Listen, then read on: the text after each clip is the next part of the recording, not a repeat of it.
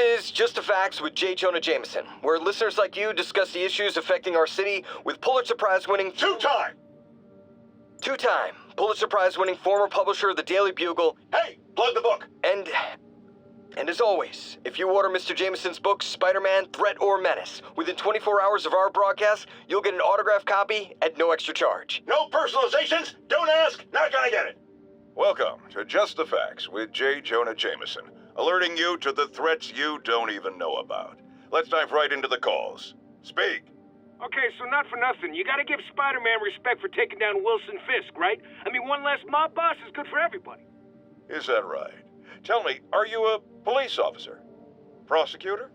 Maybe an award-winning reporter with decades on the job like me? No, I'm a plumber. Oh, good. Then fix my toilet and shut up! Let me explain something to you about crime bosses. Soon as one goes down, every punk with a gun, a tracksuit, and a drawer full of gold chains decides he's the next godfather. We're gonna have a gang war in the streets, but does that whip-headed moron give a damn? Of course not. He got on TV. That's what counts. Yeah, well, I can get copper pipe without paying kickbacks now. So until that gang war starts, I'm on the webhead side. And you'll be singing a different tune when 3 new mobs are lining up to charge you triple for that same pipe. Or just break your legs. Goodbye! My loyal listeners, brushheads they call themselves, though I've never quite understood why, will remember my warnings about the downright Orwellian crime monitoring system the city was installing. Well, it's not operating. Why, you ask? Because someone came to their senses and realized they'd be violating civil liberties? Wrong! Because those incompetent bureaucrats built a network that crashes more often than a wino driving a bumper car. So your tax dollars got wasted, and there's nothing to show for it. Which is about as close as you get to a happy ending in the real world, kids. And now for listener emails. May from Queens writes, "You're so full of anger and I wish you'd get help managing it. It's terrible for your health." Now I know she speaks from a place of concern, but this is a common misconception that I have to correct. I'm not full of anger. I'm full of love. I call out injustice, corruption, and crimes against humanity because I adore this city, and I want it to be better. What you hear in my voice, it's love. Nothing but love! Unbelievable. I understand we have another low-information caller who thinks we're better off thanks to Spider-Man.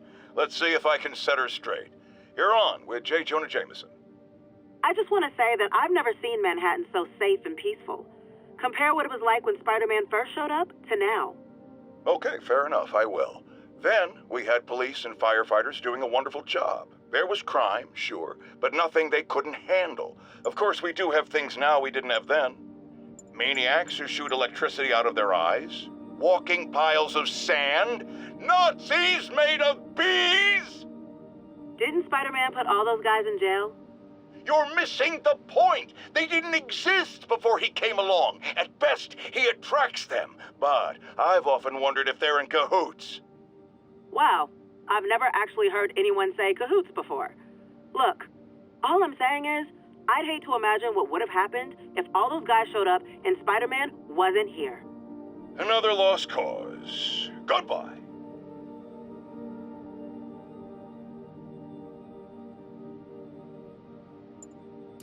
You might have heard about the robbery at Roseman's auction house. What you probably didn't hear, but my sources confirm, is that the perpetrators were wearing masks. Horrible, demonic faces. Yet another example of the explosion in mass criminals since Spider-Man came on the scene. Let's hear your thoughts. You're on with J. Jonah Jameson. Yeah, I see your point, but Spider-Man stopped those guys today. Saying he's like them because he wears a mask isn't fair. It's like prejudiced. Wrong. Here's a little lesson in the English language, my friend. Prejudice means to prejudge someone before you know anything about them. I know all I need to about Spider-Man. He runs around causing chaos, wearing a mask so he doesn't have to answer for his shenanigans, and a flashy costume so he gets attention to feed his gigantic, insatiable ego. Now, If I'm a mentally unstable person and I see him getting all this coverage, what am I going to do? It's called copycat behavior, people, and it's ruining New York. Folks, I have to once again defend myself against the spurious claims from McDonald Mac Gargan, aka the Scorpion. Yes, as I fully disclosed, I bankrolled the experiment that gave him superior strength, speed, and that unsightly cyborg tail. The idea was to create an anti-Spider-Man who is not a threat and stops menaces. I had no idea he was crazy. Do you think his resume said psycho with a poisoning fetish? His lawsuit is a transparent attempt to reduce his sentence at the Raft by placing the blame for his deeds on me. And that is one package J. Jonah Jameson refuses. I've always been about the truth. When I was a reporter and a newspaper publisher, I printed the truth. And now as a broadcaster, I speak it. Sometimes it hurts, but it's my responsibility to bring it to you. And the truth is, the city is not quiet. It is not peaceful. It is a disaster waiting to happen. Threats roiling under the surface like a hungry shark just beneath the waterline. Don't let Spider-Man fool you. You are not safe. None of us are. Now, a lot of people ask me what I think of Mayor Osborn, but what matters is what you think. Let's ask our first caller. You're on with J. Jonah Jameson.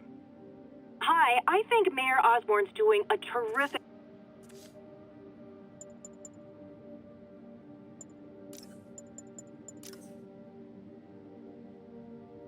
Now, a lot of people ask me what I think of Mayor Osborn, but what matters is what you think. Let's ask our first caller. You're on with J. Jonah Jameson. Hi, I think Mayor Osborn's doing a terrific job. He's cleaned the city up and expanded the economy. With all due respect to the office of mayor, the police cleaned up the city, and entrepreneurs boosted the economy. I do approve of many of the mayor's initiatives, like cracking down on quality of life crimes and reducing red tape. But I think he takes credit for a lot of things other people do. He's ambitious, which is not a bad thing. But I always say, be careful of people with agendas. We used to have a vigilant press to keep politicians honest, but it's a shadow of its former self. Now all you've really got is me. Let's discuss the costume lunatic who just literally destroyed a bank. Wait, you think I'm talking about Herman Schultz? Oh no, I meant Spider-Man. Look, Schultz is a career criminal, obviously disturbed. I mean, he calls himself the Shocker, so I don't expect him to act like a sane person. But Spider-Man claims to be a hero. Well, tell that to the bank employees who are out of a job. The customers who had irreplaceable family heirlooms in the safe deposit boxes. Couldn't he have waited until Schultz was, I don't know, outside to start the fight? Of course, then he would have probably wrecked several people's cars, because Spider-Man views our city as his playground and your property as his toys. And he just loves smashing his toys together. Friends, I've just received an update on Adrian Toombs, a.k.a. the Vulture. Apparently, this winged criminal has fallen ill with cancer, and he's been moved to the Raft's infirmary for treatment, which will undoubtedly cost a fortune in public funds. Now, let me ask you, why do we even have an infirmary at the Raft? It's a supermax prison, full of maniacs. If they get sick, let nature take its course. Now, I realize that's harsh, but so is my tax bill. Now, how often do I say Spider-Man should let the police handle crime? At least 6 times a day, and that's on my day off. And for once, that is exactly what happened. When Officer Jefferson Davis stopped a truck full of armed criminals from mowing down innocent bystanders. What about Spider-Man, you ask? Where was the city's self-styled champion? Oh, he's the one who started this chase, right out of an 80s action movie. But it took a real hero to finish it. Thank God Officer Davis was on the scene, and that he saved all those lives in spite of Spider-Man's interference. Jefferson Davis, you have earned the coveted J. Jonah Jameson nod of respect. It's all over the... Now, how often do I say Spider-Man should let the police handle crime?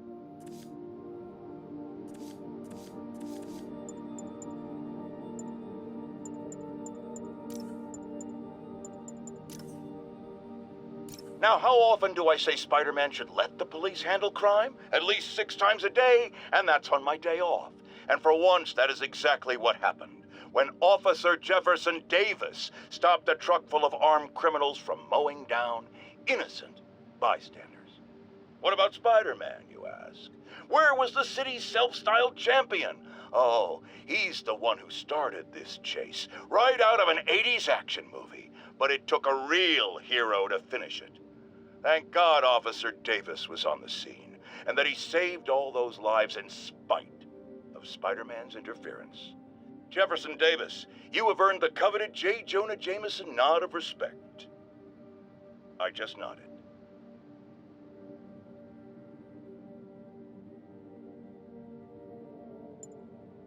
It's all over the news. Another battle between Spider-Man and these demon-masked gunmen threatening the lives of New Yorkers. I understand our next caller lives in the area. You're on with J. Jonah Jameson. Yeah, the thing is, it all happened in a shipyard that's been closed for years. There weren't any innocent people in danger. Oh, is that your expert opinion? Well, let me tell you what I've learned from sources I developed in my award-winning journalism career. That shipyard was a front for Wilson Fisk. He's been using it to smuggle guns, grenades, military-grade ordnance. Oh, that explains a lot. Ah, the truth bomb strikes. But wait, here's a 50-megaton payload of fact. While Spider-Man tried to grab the glory for himself chasing one truck, another vehicle got away with an arsenal of deadly, illegal weapons. Fisk, for all his faults, would never have let them be used in this city. But these demons, either they're some kind of fanatical cult, or they just don't care. Anybody feel like they're in danger now? A helicopter fight, trailing a crane, in the air above our teeming streets, on which it could have crashed at any moment in a blazing rotor-chopping fireball of doom. Still think the webhead's protecting people like you, caller? Well, he stopped them, and he made sure the helicopter didn't land on anyone. So, it seems to me he did the right thing. Right thing? The right thing would be to call the professionals. My son serves proudly in the Air Force. He's logged thousands of hours of flight time and years of training in protecting our homeland. But he's not good enough? Well, of course he is, but he wasn't there. Spider-Man was. Because that's how he wanted it. God forbid he share the spotlight with anyone. That's it. I'm done pointing out the obvious. Let's go to commercials. I need a double aspirin with an antacid chaser. Now! Folks, I have received unsettling reports of Spider-Man in our public parks, where children play, apparently stalking pigeons. Yes, wild pigeons. You may wonder if he's gone insane, a perfectly valid question, but have you heard of the Goliath bird-eating spider? I'll spare you the gory details, but it's a spider big enough to devour birds. Now, Spider-Man sticks to walls like a spider, he jumps like a spider. What else does he do like a spider?